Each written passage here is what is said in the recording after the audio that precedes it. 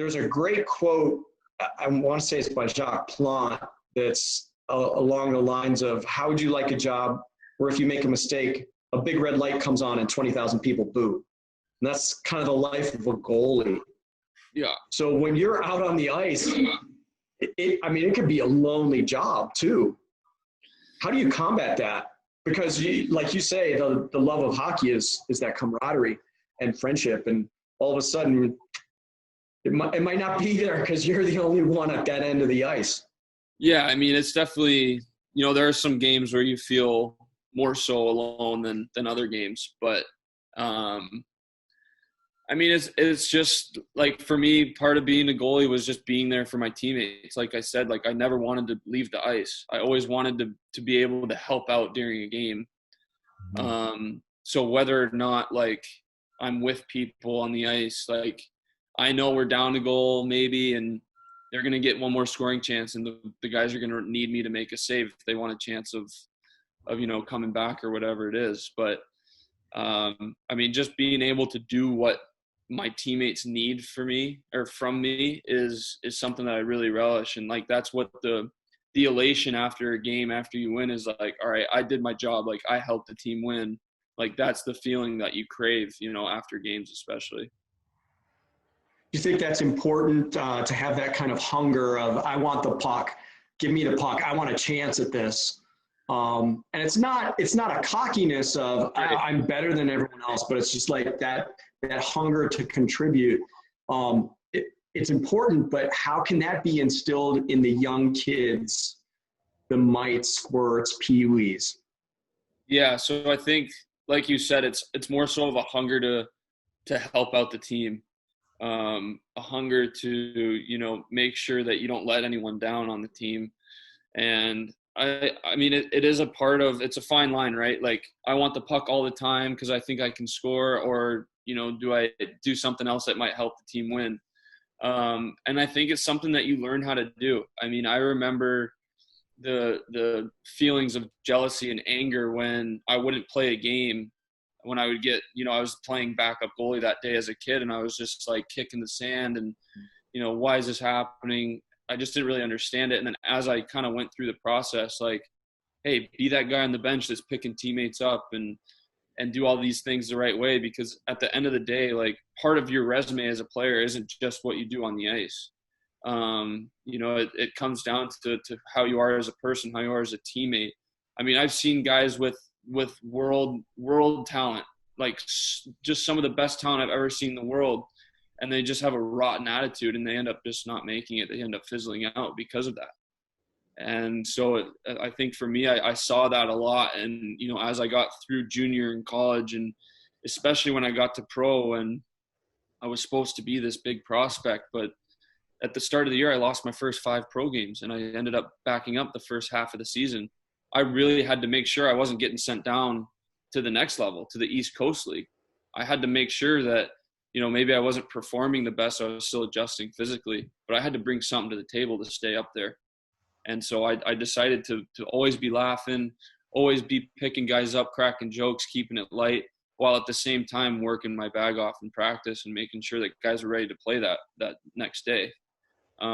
So it just comes down to that. You got to learn how to contribute as a teammate as well. Yeah, that's huge.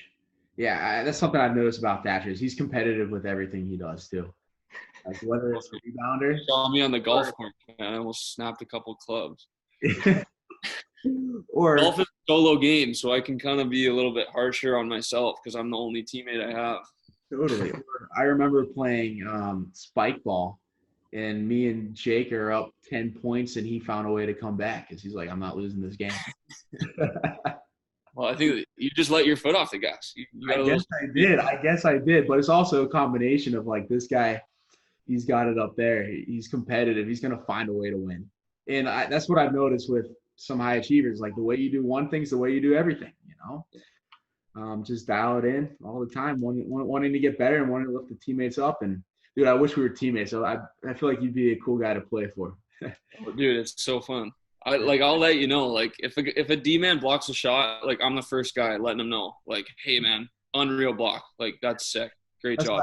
If people don't see block shots, or like good breakout passes or like good sticks. Everyone's like, oh, look at McKinnon, McDavid, like skating up the rink and scoring a goal. But it's the demon, you know? Yeah, he's really good at lifting other people up. Or like a few workouts at the beginning of the year, he'd text me after workout, like, sick workout today, you know? Yeah, 100%. Be a person that lifts other people up. It may not seem like a lot, but when you do that, you're going to become a leader and people are going to like being around you and you're going to help your team out. So, dude, and like, who doesn't like hearing that they're doing a good job? yeah. Like, it's just going to make everyone rise up to a higher level, you know? Like, it seems little, but like, even if I say, hey, Jesse, like, you were dialed in the workout today, like, unreal, that might lift you up like 2%, 100%. you know? But then the next day it's even a little bit better. And then the next day it's a little bit better. And then it's like everyone's just like rising and rising and rising. And it's all part of it. You know, it's just so different as someone who's stuck between the pipes and then someone who's playing out. So it's a different mindset you have to get into, and you've covered how you prepare for the game. And Jesse and I spoke about that during the workout yesterday on how to be a leader.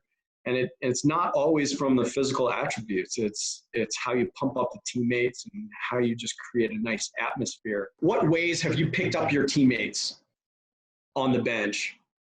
Yeah, I mean, for me, like, no one's trying to make a mistake, right? And it's very easy for, someone to make a mistake and come back to the bench. It's natural to be like, hey man, what are you doing? Like, come on, like, get better. Like, we're all working hard here and you're letting us down. But that's just going to make it worse. Like, I've had teammates that, maybe I let in a soft goal and they give me like a dirty look or like things like that. And it just brings me way down. And then I've had teammates that, whether they're lying to me or not, I don't care. But I let in a soft goal and they're like, hey man, like, that one was on me. Like, I let the guy get in. And I'm like, no, dude, it was on me. But it's like, you're both in the same boat together. You know what I mean? Like, you're stronger in numbers. Let's not isolate each other. So I find, when guys make mistakes, they know they made a mistake. They don't need to be yelled at. And, if you can just pat them on the back, be like, hey man, we're good. Like, get back at her next shift. You got it. No problem. Like, you're fine. Then it just is like, oh, okay. Yeah, I'm good. Like, let's go do it. Instead of, bringing them down. And it's just, I've experienced it, and I don't like when guys, kind of get on me for making a mistake. So I would never want to do that to another teammate, for sure. So it's kind of like, as we talk about being a leader and being a good teammate, that talk that you're giving to the teammate, this is for the younger kids, use that same talk with yourself. Yeah. So like, you got to treat, like, your team is one unit, and if you can, treat your team like you treat yourself, like, treat, the camaraderie and the teamwork and everything like that, like you'd want yourself to be treated. Like, it's just going to make that flourish so much more. Absolutely. If there's an ounce of negativity, everyone on the team knows it. It's like the elephant in the room, like, oh, that one guy kind of has a bad attitude. No one's talking about it, but you can just feel it. You know what I mean? And even in the pro ranks, like, you can feel when guys kind of are upset at their playing time or, didn't really feel like coming to the rink today. Like, you can just feel that. And then you can feel guys that are, hey, how's it going? Like, good day for a hockey skate. Hey, like, what's going on? Like, you can just feel the different types of energies. And I feel like the championship teams and the most, well-functioning teams are the teams that can kind of come together and be, glued together in that sense. And when you're on the ice and your teammates, do you have a chance to kind of feel that energy from the opposite team and be like, okay, these guys have a down day. They're just negative and we're going to roll all over them. We're going to take advantage of this. So it pumps you up. Yeah, for sure. Like, you can tell when a team's not into it. But the unfortunate thing is you can kind of tell when they are into it. And when you can feel that momentum, in the game kind of shifting, like, it's a scary thing. Like, when Jesse came to, Pittsburgh, hold on 2 seconds.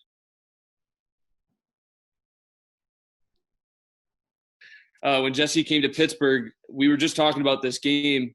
We were up, like, I don't know, I can't remember what it was, like 5-6-3. Yeah, in the third.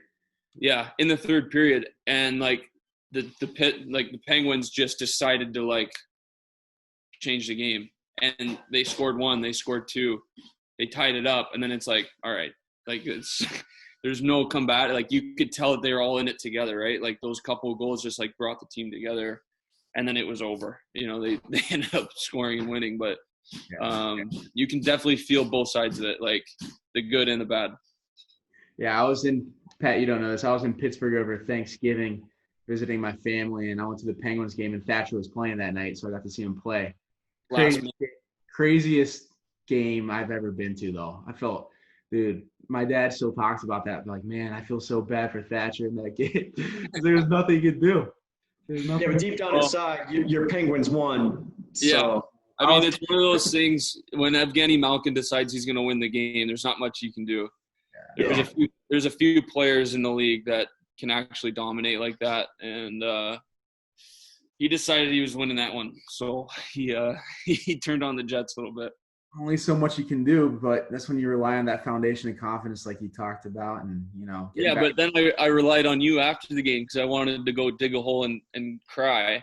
And I saw you, and I just gave you a big hug for about what felt like 10 minutes. Yeah, but pretty it much made me feel a little bit better. It's all good, man. I'm there for you. Promise. Oh, man. Well, hey, Thatch, thank you so much for your time today. Really appreciate it, man. It's going to help a lot of kids out there.